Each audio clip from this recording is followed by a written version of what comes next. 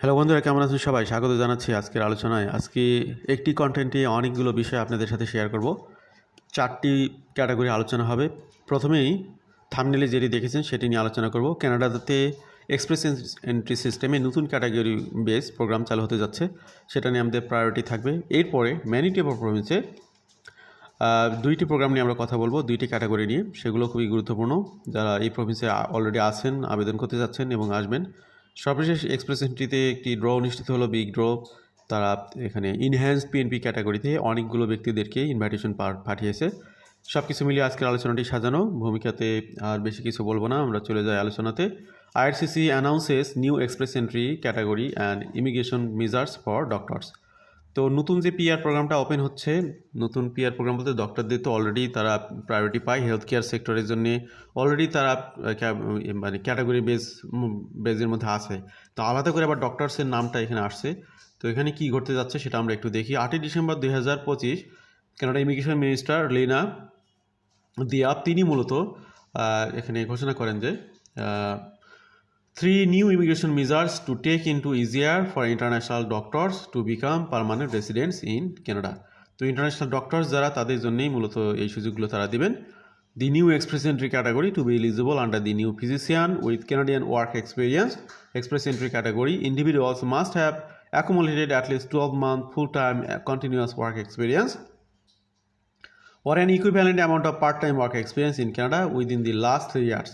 This work experience must be in a single eligible occupation. Occupation not targeted under this new category. এখানে আমরা দেখতেছি general practitioner and family physician 31102, specialist in surgery 31101 এবং আরেকটি হচ্ছে specialist in clinical and laboratory medicine 311000. Invitations to apply under this new category will begin early 2026. 2026 first quarter থেকেই এই ক্যাটাগরির আবেদনগুলো শুরু হবে, ইনভাইটেশন দেওয়া শুরু হবে। This category currently operates alongside all other existing express entry categories. However, RCC typically makes changes to its program priorities under this system in a new year. RCC current express entry category for healthcare workers already targets physician as well as a multitude of healthcare occupations such as nurses, dentists, optometrists, and others. It is unclear at this time how the current healthcare and social service category will function as today's newly announced category comes into effect. Notably, the current healthcare occupations category does not have in Canada work experience requirement, only needing candidates to accumulate 6 months of work experience either in Canada or abroad. তো health care category যেটা রয়েছে সেখানে আপনার বিশেষ condition নেই। সেই condition হলো সেই সেক্টরে কমপক্ষে 6 মাসের অভিজ্ঞতা থাকতে হবে, সেটা কানাডাতে হোক কানাডার বাইরে হোক। কিন্তু নতুন যে ডক্টরদের জন্য যে আপনার ক্যাটাগরিটা চালু করা হচ্ছে, সেটাতে কানাডাতেই কমপক্ষে 12 মাসের অভিজ্ঞতা থাকতে হবে। তো এই ডক্টররা 12 মাসের অভিজ্ঞতা কানাডাতে কীভাবে পাবে? ওনারা কি ওয়ার্ক পারমিটে আদৌ আসতে পারবে? হ্যাঁ, কিছু কিছু ডাক্তার বা কিছু কিছু ক্ষেত্রে পেতে পারেন। মোস্ট অফ দ্য কেসে তাদের করতে হবে স্টাডি পারমিটে কানাডাতে আসতে হবে।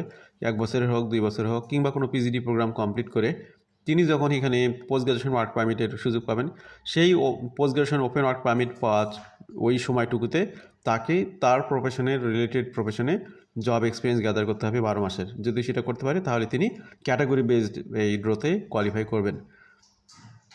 Special admission allocation. The government of Canada will also set aside 5,000 federal admission space for province and territories to nominate licensed doctors who have a job offer.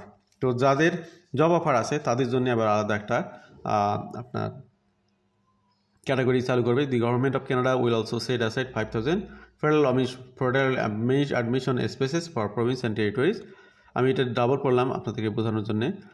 Two nominate license doctor who have a job offer. তো license doctor যারা out of কানাডাতে বা inside কানাডাতে যারা আছেন, যাদের job offer আছে, তাদের জন্য বিভিন্ন প্রভিন্স এবং টেরিটরি থেকে 5,000 ব্যক্তিকে আলাদা করে পিআর প্রোগ্রাম সুযোগ দেওয়া হবে।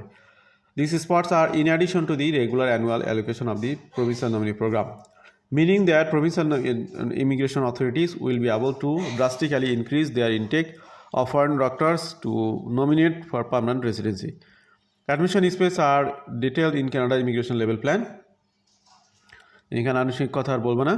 Expedited work permit processing. Doctors who are nominated by the province will benefit from expedited work permit processing in just 4 days. তো ডক্টর হিসেবে যারা কানাডাতে এই ধরনের জবগুলো পাবেন তাদের জন্য 4 দিনের মধ্যে তাদের ওয়ার্ক পারমিটের প্রসেসিংগুলো করা হবে, allowing them to work while their permanent residency application are being finalized. This is drastic streaming of work permit application processing from within Canada, which can multiply multiple months of process and finalize before the issuance of a new work authorization. এক্ষেত্রে মনে রাখবেন যে এই work পারমিটগুলো কিন্তু inside কানাডাতে যারা আছেন তাদেরকে ইস্যু করা হবে। ইনসাইড কানাডাতে কারা থাকবেন? স্টুডেন্ট হিসেবে যারা আসবেন তারা পড়াশোনা করবেন, পরবর্তীতে ওপেন ওয়ার্ক পারমিটে থাকবেন, সেখান থেকে ক্লোজ ওয়ার্ক পারমিটে তাদের এখানে 4 দিনের মধ্যে কনভার্ট করে নেবে। এবার আমরা আসি ম্যানিটোবাতে একটি ঘটনা ঘটতেছে। সেখানে হচ্ছে আপনার ম্যানিটোবার একটা বিশেষ প্রোগ্রাম যেখানে ওয়ার্ক পারমিটের একটা রিকোয়ারমেন্ট থাকে, সেটা ক্লোজ হয়ে যাবে ডিসেম্বরের 16 তারিখে। Manitoba provincial nominee program candidates with expired or as soon as expired work permit have until December 16, 2025 to apply for a Manitoba support letter. With a Manitoba support letter, eligible candidate can apply for the federal government for a 2-year open work permit under Canada's temporary public policy to facilitate work permit for prospective provincial nominee program candidates. The MPNP made this announcement on their official web page on December 4, 2025. তো এখানে eligibility criteria কি? In order to be eligible to be considered for Manitoba support letter under the temporary public policy you must meet both the federal government and PNP special eligibility criteria. কী কী criteria maintain করতে হবে? To qualify MPNP support letter, MPNP candidate must have had a valid MPNP expression of interest profile on January 15, 2025 and still have a valid profile. Possess a work permit that expired in 2025 or 4 or 25, or hold a work permit that will expire in 2025. Have resided in Manitoba continuously since before January 15, 2025.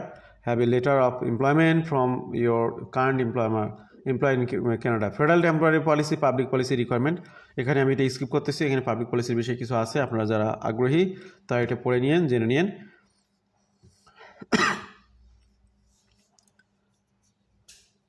তো এখানে আরও আনুষ্ঠানিক কিছু বিষয় আছে, আমি আলোচনা short করার জন্য এটা স্কিপ করলাম।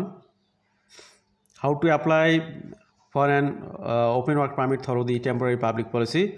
নাম্বার 1 হচ্ছে রিভিউ দি ইনস্ট্রাকশন গাইড 55453, তারপরে হচ্ছে log in to your IRCC secure account.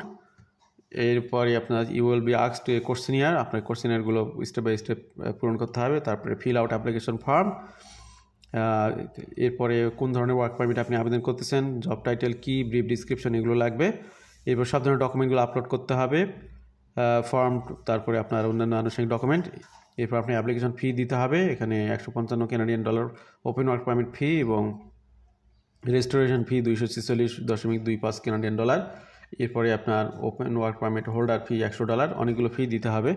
এগুলো দেওয়ার পরে আপনার অ্যাপ্লিকেশনটা সাবমিট করতে হবে।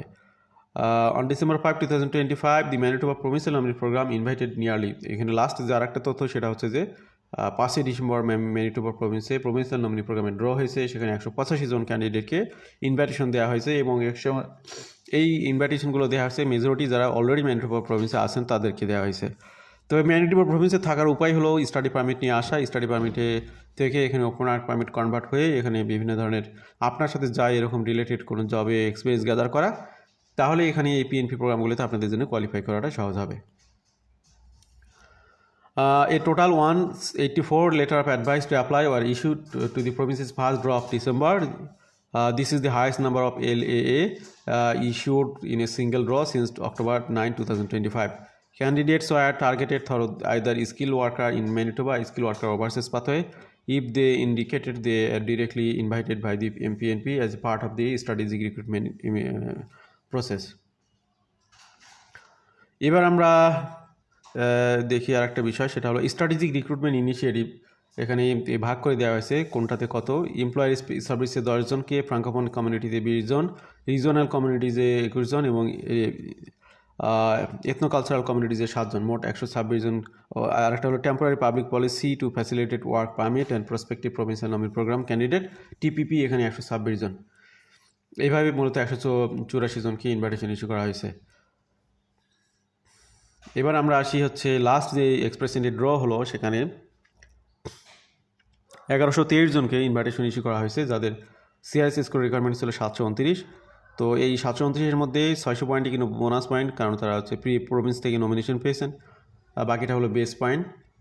এইভাবে মূলত আপনার যারা 5ই মার্চ 2025-এর আগ পর্যন্ত এখানে প্রোফাইল ক্রিয়েট করেছেন তাদেরকে মূলত এখানে ইনভাইটেশন ইস্যু করা হয়েছে। তো আজকের আলোচনা আমরা ইতি টানবো, অনেকগুলো বিষয় আমরা আলোচনা করলাম, একটু দ্রুত আলোচনা করতে হয়েছে, এই জন্য দুঃখিত কারো যদি বোঝার কষ্ট থাকে। আমাদের সাথে থাকার জন্য আবার ধন্যবাদ, কৃতজ্ঞতা। ভালো থাকবেন সবাই, আল্লাহ হাফিজ, সালামু আলাইকুম।